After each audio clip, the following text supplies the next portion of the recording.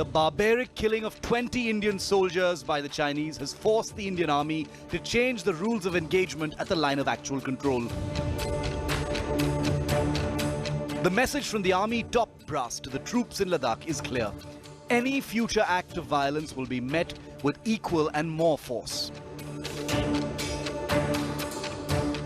It will be tit for tat according to new rules of engagement at the line of actual control. If the Chinese follow the banner drill, so will Indian soldiers. If they use clubs, so will the Indian soldiers. The mechanized forces, the artillery, the armor, the infantry, they're all deployed all along the LAC.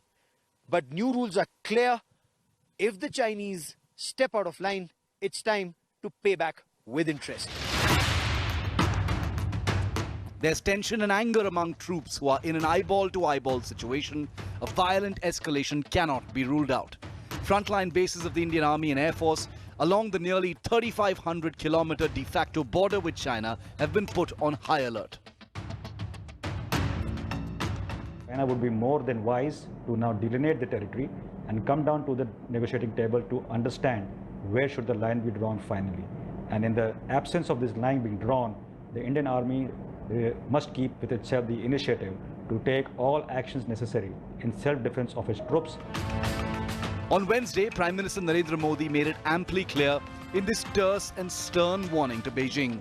Bharat शांति चाहता है, लेकिन भारत उकसाने पर हर हाल में यथोचित जवाब देने में सक्षम है. The Indian Navy has also been asked to raise its alert level in the Indian Ocean region, where the Chinese Navy has been making regular forays.